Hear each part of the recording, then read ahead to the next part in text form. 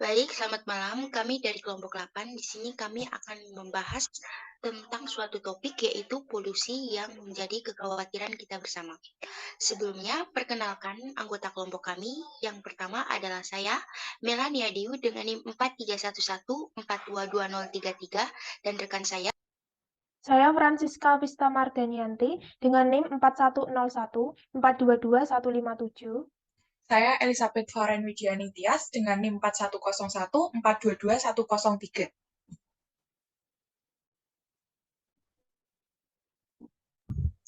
Di sini ada 5 pembahasan yang akan kami bahas. Yang pertama adalah ekologi, yang kedua adalah polusi, yang ketiga adalah kasus polusi di Indonesia, yang keempat adalah peran gereja dalam menangani kasus tersebut, dan yang terakhir adalah keterkaitannya dengan Laudato Si. Yang pertama, apa sih itu ekologi? Secara etimologis, ekologi berasal dari bahasa Yunani, yaitu oikos dan logos. Oikos memiliki arti sebagai habitat, sedangkan logos berarti ilmu. Maka, ekologi memiliki arti sebagai ilmu yang mempelajari tentang hubungan antara sesama organisme serta hubungan antara organisme dengan lingkungannya. Bisa di next, Kak?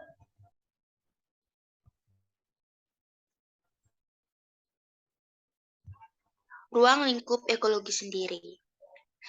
Ilmu ekologi secara umum mempelajari tentang interaksi organisme dengan lingkungan hidup di sekitarnya.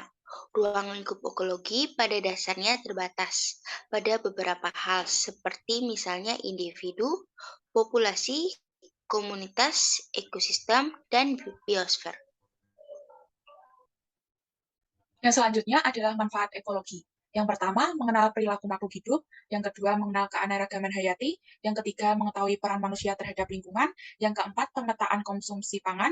Yang kelima, solusi masalah pertanian. Yang keenam, solusi masalah energi. Yang ketujuh, solusi masalah kesehatan. Kemudian ada jenis-jenis ekologi. Ada ekologi tumbuhan, ekologi hewan, ekologi perairan, ekologi habitat, ekologi manusia, ekologi populasi, ekologi sosial, ekologi bahasa, dan ekologi antariksa. Yang kedua adalah polusi. Apa sih itu polusi? Polusi atau biasa dinamakan pencemaran adalah masuknya makhluk hidup, zat, energi, atau komponen lain ke dalam lingkungan, atau adanya perubahan tatanan lingkungan akibat dari kegiatan manusia dan proses alam. Yang ketiga, kasus polusi di Indonesia. Yang pertama ada polusi udara. Laporan terbaru kualitas udara dunia EQAir 2021 menyebutkan bahwa Indonesia menempati peringkat ke-17 sebagai negara paling berpolusi di dunia. Negara paling berpolusi ini adalah negara-negara dengan konsentrasi PM2,5. Polusi partikel halus yang dikenal sebagai PM2,5 umumnya diterima sebagai yang polutan paling berbahaya. Pantauan secara luas, polutan udara ini telah ditemukan menjadi faktor utama yang berkontribusi terhadap efek kesehatan manusia, seperti asma, stroke, penyakit jantung, dan paru-paru. Polusi partikel halus atau PM2,5 juga telah menyebabkan jutaan kematian dini setiap tahun. Selanjutnya ada polusi air. Menurut data Badan Pusat Statistik atau BPS, sepanjang 2021 terdapat 10.683 desa atau kelurahan yang mengalami pencemaran air. Pencemaran air paling banyak ditemukan di Jawa Tengah, dengan 1.310 desa atau kelurahan yang terdampak. Kemudian ada Jawa Barat dengan 1.717 desa atau kelurahan terdampak, dan Jawa Timur 1.152 desa atau kelurahan terdampak. Di Kalimantan Barat ada 715 desa atau kelurahan yang mengalami masalah serupa. Kemudian di Sumatera Utara jumlahnya mencapai 673, Kalimantan Tengah 610, Sumatera Selatan 440, dan di Kalimantan Selatan 396 desa atau kelurahan terdampak pencemaran air. Dengan membuang sampah sembarangan pada sungai atau laut, dapat menyebabkan ikan dan makhluk air lainnya mati karena menelan sampah dan karena membuang sampah di perairan tersebut juga dapat menyebabkan hewan lainnya mati, dan air menjadi tercemar. Selanjutnya, Yang kemudian peran gereja dalam menangani kasus polusi di Indonesia.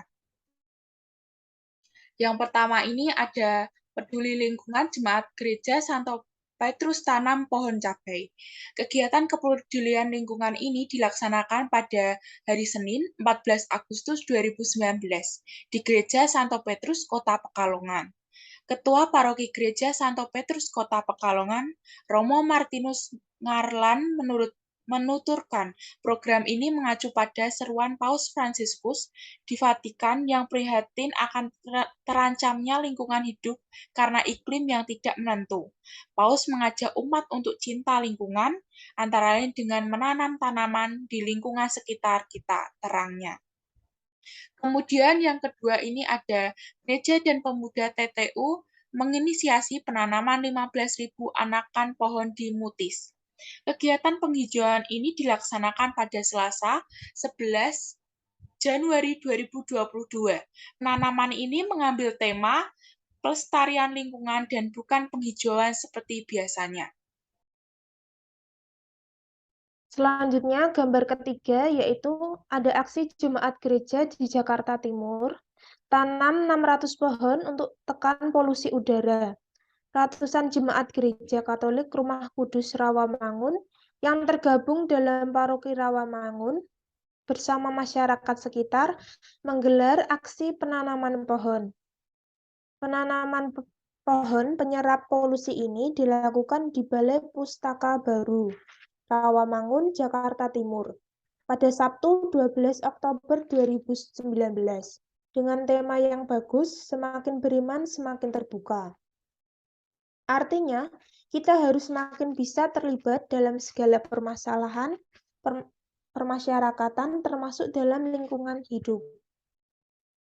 Selanjutnya, penanaman pohon PGI di Luthergard di Wittenberg, Jerman, Rabu 2014. Dengan memupuk pohon ini, kita sedang memupuk harapan akan dunia yang lebih baik. Tuhan yang memberi pertumbuhan pada pohon yang kita tanam ini, adakah juga Tuhan yang memelihara pertumbuhan kita? PGI dukung aksi penanaman 10 juta pohon.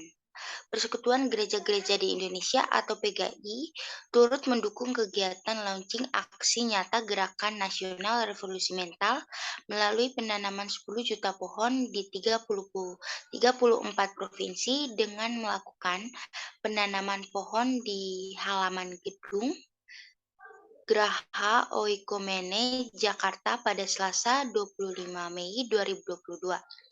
Program penanaman pohon menyasar pada jenis pohon buah, tanaman keras, pohon penghijauan, serta mangrove. Penanaman pohon akan dilakukan di berbagai lokasi yang dekat dengan kehidupan sehari-hari, seperti area kritis, seperti bekas pertambangan dan daerah aliran sungai, area hutan, area umum pemukiman, dan fasilitas publik serta area sekolah atau perguruan tinggi. Yang terakhir, apa sih keterkaitan kasus ini dengan Laudato Si? Seperti yang kita ketahui, Laudato Si itu adalah ajakan atau desakan agar manusia menjaga lingkungan sebagai tempat tinggal makhluk hidup. Hubungan dengan kasus yang kita angkat ini adalah polusi merupakan salah satu masalah yang timbul akibat ulah manusia atau alam yang menyebabkan kerusakan bagi lingkungan. Jadi di sini gereja ikut serta dalam menangani kasus tersebut dan diharapkan dapat mengerankan hari untuk bersama-sama menjaga lingkungan hidup. Demikian presentasi dari kelompok kami. Mohon maaf apabila ada kesalahan kata ataupun pemaparan materi. Kami dari kelompok 8 mengucapkan terima kasih kepada teman-teman yang telah mendengarkan.